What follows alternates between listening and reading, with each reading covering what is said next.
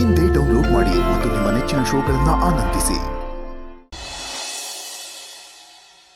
ಲಚ್ಚಿ, ನನಗೆ ಕಷ್ಟ ಬಂದಾಗ ನೀನು ನನ್ನ ಜೊತೇಲಿದೆಯಾ,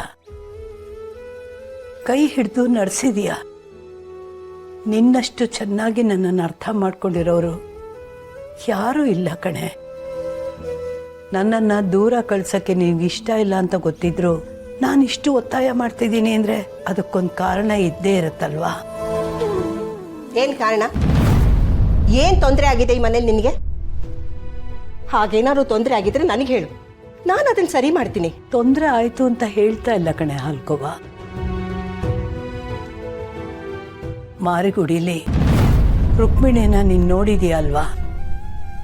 ಮುನಿಯಪ್ಪ ಕಾಣ್ದೆ ಅವಳು ಎಷ್ಟು ಪರದಾಡ್ತಿದ್ದಾಳೆ ಅಂತ ನಿನಗೆ ಗೊತ್ತಿಲ್ವೇನೆ? ಅವ್ರ ಖುಷಿನಲ್ಲಿ ಜೊತೇಲಿದ್ದವಳು ನಾನು.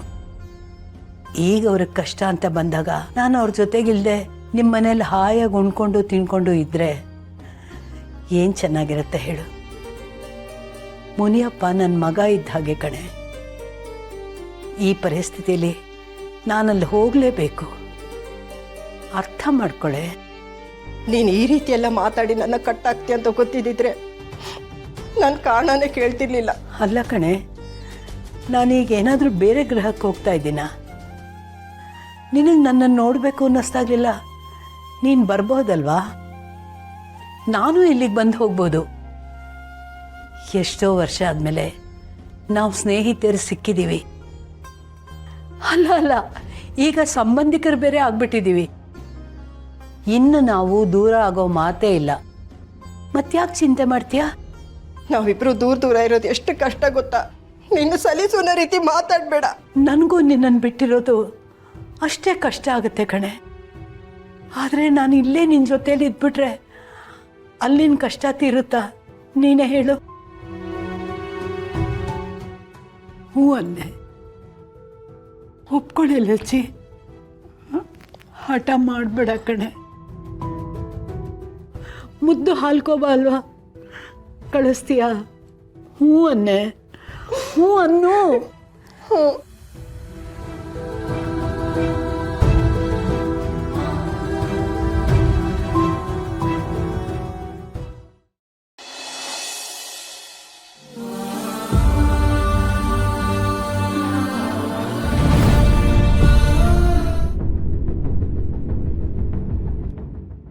ಅಬ್ಬಬ್ಬಬ್ಬಬ್ಬಬ್ಬಾ, ಮುದುಕಿ ಇವತ್ತು ಮನೆ ಕೆಲಸನ ಪಳಪಳ ಅಂತ ಹೊಳೆಯೋಂಗೆ ಮಾಡ್ತಾ ಇದೆ. ಅಲ್ಲ, ಅವಾರ್ಡ್ಗೆ ಇವತ್ತು ತೊಗೊಂಡು ಹೋಗ್ಬೇಕು ಅಂತ ಸ್ಕೆಚ್ ಹಾಕಿದ್ಯಾ ಹೆಂಗೆ? ಇರ್ಬೋದು. ಸುಮತಿ, ಒಂದು ನಿಮಿಷ ಬಂದೆ. ಅಯ್ಯೋ, ಈ ಮುದುಕಿ ಕೇಳಿಸ್ಕೊಂಡ್ಬಿಡ್ತಾ ನನ್ನ ಮಾತನ್ನ?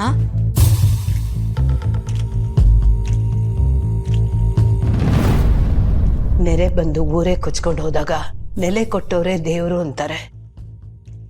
ನನ್ನ ಮೊಮ್ಮಕ್ಕಳನ್ನ ಇಷ್ಟು ದಿವಸ ಈ ಮನೇಲಿ ಇಟ್ಕೊಂಡು ಇಷ್ಟು ಚೆನ್ನಾಗಿ ನೋಡ್ಕೊಂಡಿದ್ದಕ್ಕೆ ಈ ಮನೆಯವರೆಲ್ಲ ನಮ್ಮ ಪಾಲಿಗೆ ದೇವರಾಗ್ಬಿಟ್ರಿ. ನಿಮಗೆ ನಾವು ನಮ್ಮ ಜನ್ಮ ಪೂರ್ತಿ ಚಿರಋಣಿಯಾಗಿರ್ತೀವಿ. ನಾವಿನ್ನಿನ ಇಲ್ಲಿಂದ ಹೋಗ್ತೀವಮ್ಮ. ಹೌದಾ? ನಿಜವಾಗ್ಲೂ ಹೋಗ್ತಿದ್ದೀರಾ? ಅಥವಾ ನೀವು ಹೀಗೆಲ್ಲ ಹೇಳಿದಾಗ ನಾವು ಹೆಂಗೆ ರಿಯಾಕ್ಟ್ ಮಾಡ್ತೀವಿ ಅಂತ ಟೆಸ್ಟ್ ಮಾಡ್ತಾ ಇದ್ದೀರಾ?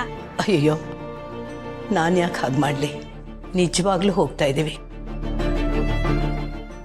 ಛೇ, ನಿಮಗೆ ನಮ್ಮ ಮನೆ ಋಣ ಇಷ್ಟು ಬೇಗ ಮುಗ್ದು ಹೋಗುತ್ತೆ ಅಂತ ನಾವು ಅನ್ಕೊಂಡೇ ಇರಲಿಲ್ಲ.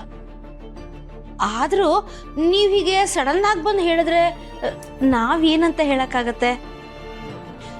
ನೀವು ನಮ್ಮ ಮನೆಗೆ ಬಂದು ಒಂದೇ ತಿಂಗಳಾಗಿರ್ಬೋದು, ಆದ್ರೆ ಎಷ್ಟೋ ವರ್ಷಗಳಿಂದ ನಮ್ಮ ಜೊತೆನೇ ಇದ್ದೀರಾ ಅನ್ನೋ ಹಾಗೆ ಸಲಿಗೆ ತಗೊಂಡು ಮನೆ ತುಂಬಾ ಓಡಾಡ್ತಾ ಇದ್ರಲ್ಲ. ಇವಾಗ ನೀವು ಹೊರಟ್ಬಿಟ್ರೆ ನಮ್ಮ ಮನೆಯವರು ಕೆಲಸದವರು ಅಷ್ಟೇ ಈ ಮನೇಲಿ ಉಳ್ಕೊಳ್ಳೋದು. ಹಾಗಂತ ಹೊರಟೋರ್ನ ತಡೆಯಕ್ಕಾಗತ್ತಾ? ಅಥವಾ ಆಗಾಗ ಬರ್ತಾ ಇರಿ ಅಂತ ಹೇಳಕ್ಕಾಗತ್ತಾ? ಹೋಗ್ಬಿಟ್ಟು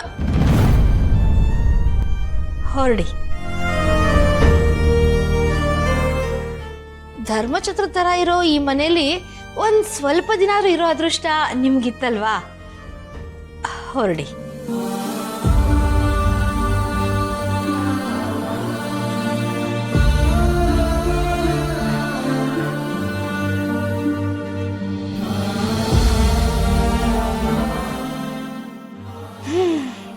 ಸದ್ಯ ತೊಲಗ್ತಲ್ಲ.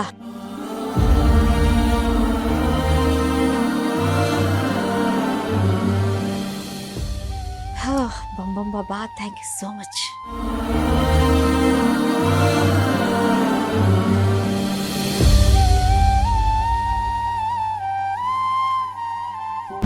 ಪ್ರೀತಿನ ಹುಡ್ಕೋಕ್ ಹೋಗಿ ಪ್ರೀತಿ ಮೇಲಿರೋ ನಂಬಿಕೆನೆ ಕಳ್ಕೊಂಡ್ಬಿಟ್ಟೆ ನಿಧಿ.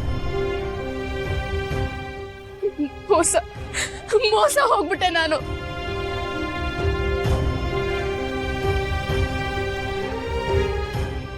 ಅದೇ ಕಾರಣಕ್ಕೆ ಮಗುನು ಅಬಾರ್ಟ್ ಮಾಡ್ಸಕ್ಕೆ ಅಂತ ಹೋದೆ.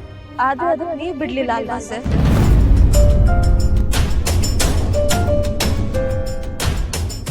ನಿಮಗೆ ಈ ವಿಷಯ ಹೇಗೆ ಗೊತ್ತು?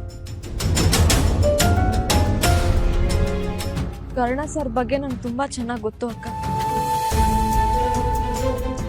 ಹುಟ್ಟೋ ಮಗುಗಾಗ್ಲಿ ಹೆರೋ ತಾಯಿಗಾಗ್ಲಿ ಒಂಚೂರು ತೊಂದರೆ ಆಗ್ಬಾರ್ದು ಅಂತ ಯೋಚನೆ ಮಾಡೋರು ಅವರು.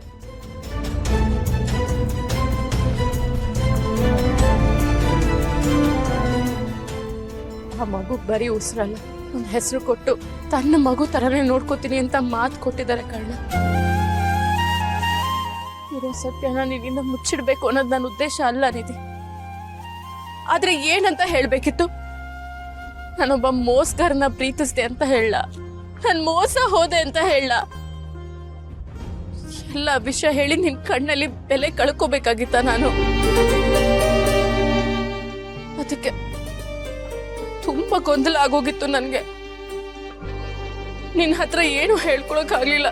ಪ್ಲೀಸ್ ನನ್ನ ಕ್ಷಮಿಸ್ಬಿಡು ಪ್ಲೀಸ್. ಪ್ಲೀಸ್ ಹಾಗೆಲ್ಲ ಮಾತಾಡ್ಬೇಡ ಕಣೆ. ಎಂಥದೇ ಪರಿಸ್ಥಿತಿ ಬಂದ್ರು ನಿನ್ ಮೇಲಿರೋ ಪ್ರೀತಿ ಆಗ್ಲಿ ನಿನ್ ಮೇಲಿರೋ ಬೆಲೆ ಆಗ್ಲಿ ಯಾವತ್ತಿಗೂ ಕಮ್ಮಿ ಆಗಲ್ಲ. ನೋವಾದ್ರೆ ನಾನು ಯಾವತ್ತಿಗೂ ನಿನ್ ಜೊತೆಗೆ ನಿಲ್ತೀನಿ ಹೊರತು ನಿನ್ನ ಯಾವುದೇ ಕಾರಣಕ್ಕೂ ಬಿಟ್ಕೊಡಲ್ಲ.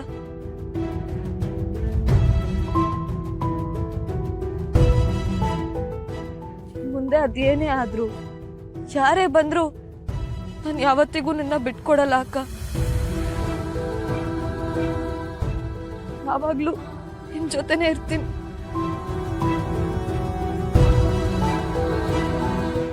ಥ್ಯಾಂಕ್ಸ್ ಕಣ, ಥ್ಯಾಂಕ್ಸ್. ನಾನು ಅರ್ಥ ಮಾಡ್ಕೊಂಡಿದ್ದಕ್ಕೆ.